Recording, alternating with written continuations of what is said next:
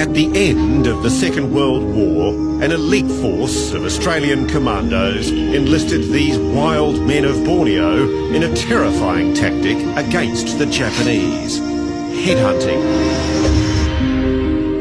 It was the way of life for them. It scared the Japanese witless, didn't it? Oh yes, I don't think they liked it. They liked blocking off other people's heads. It was 1945 and a very secret war. You were basically running your own private army. It was Jack Treadray's private army, wasn't it? Yeah, we each had our own guerrillas, we each had our own territory. This is the story of the diggers and the headhunters.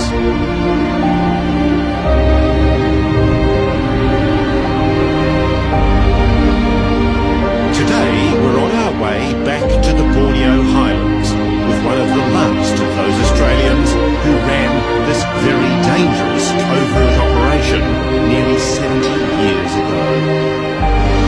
In 1945, Jack Treadray jumped out of a liberated bomber into the unknown. We were doing a blind jump. We didn't know whether the Japanese would be there. We just hoped. With Jack on this journey to the past is his great-granddaughter, Sammy, an Adelaide schoolgirl. What do you want Sammy to find out? Just that it was something completely different to what she'll ever see in her life. Jack and his comrades were the forerunners of the SAS. All volunteers, they dropped through thick cloud into occupied Borneo, into the village of Borneo.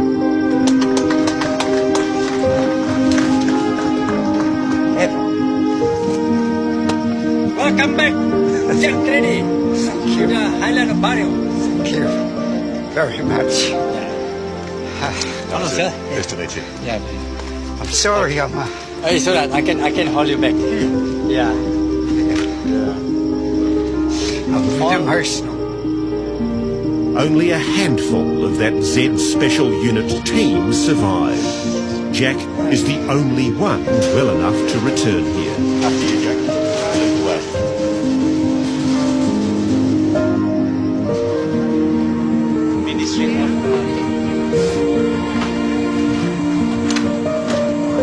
Jack wasn't much older than Sammy when he lived in longhouses like this one while he was training the villagers to fight the Japanese.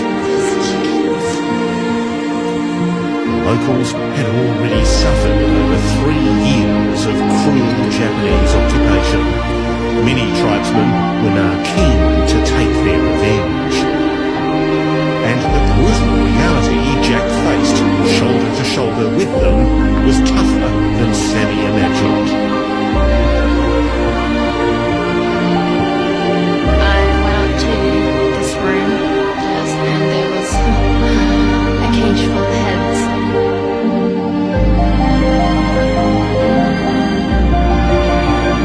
Are any of these yours, Jack? Yes. I've seen many of them in the various longhouses. These may be Japanese heads, do you think? Possibility, definitely.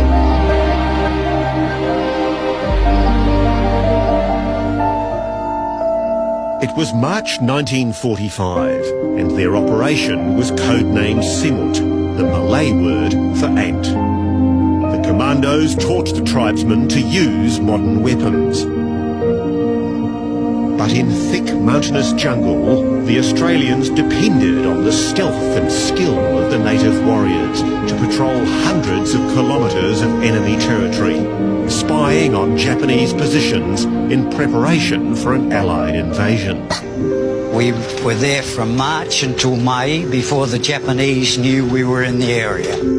A handful of Australians, with a couple of thousand tribesmen, were up against the might of the Japanese Imperial Army. They decided to terrorise them. The practice of headhunting was encouraged. We had to use every resource we had. I mean, it's something that was horrible to you, but you knew it was a cultural thing.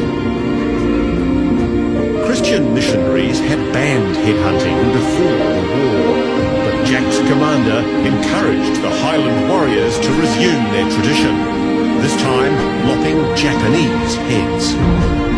And he actually offered a financial compensation for each 5 head. guilders for each head.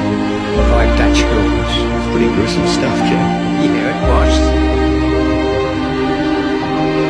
When Jack Treadray was journeying these rivers, he wasn't looking at the scenery. There was the ever-present threat of a Japanese attack, the possibility of a violent death or injury just around the corner.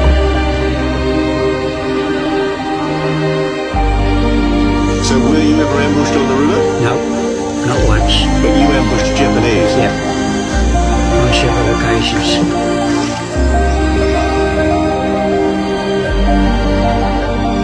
We would be 5 yards from them, and they wouldn't know it.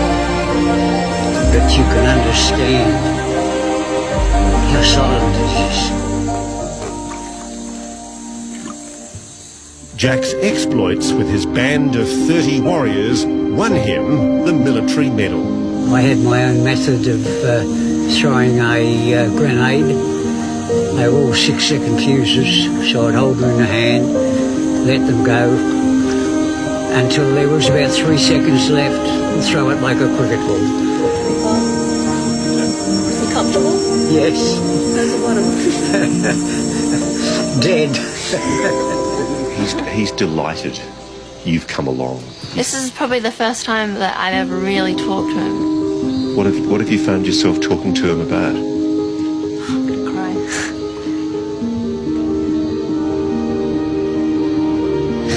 I thought it was, I'd just see things and that's all. I didn't think that he'd really tell me stories, but he did, and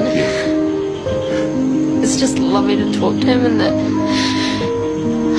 knowing all the stuff that he did,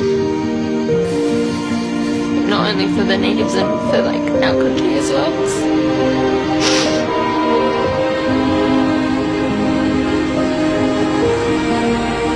Operation Simut provided crucial intelligence for the Allies to retake the oil-rich island of Borneo.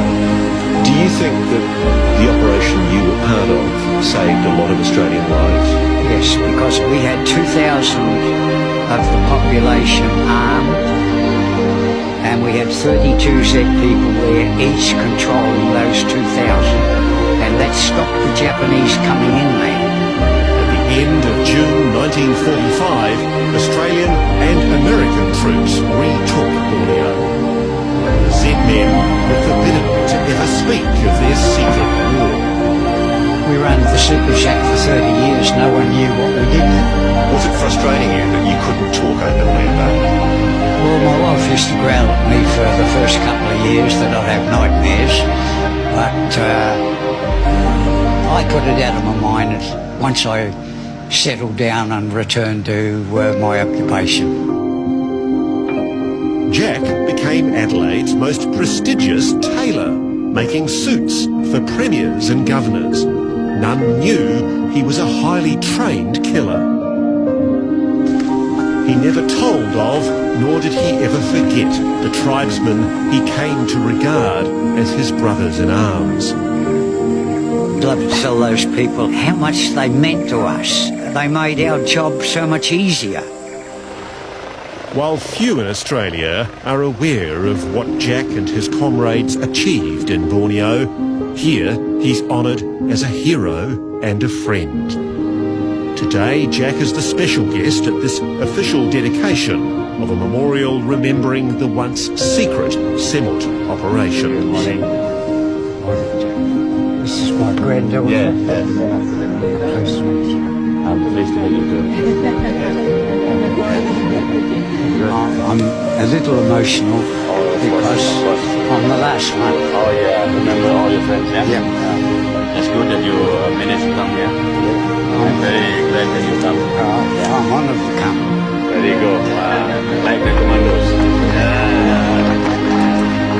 The villagers bear witness to the bravery of a few good men. The digger reunited with the headhunter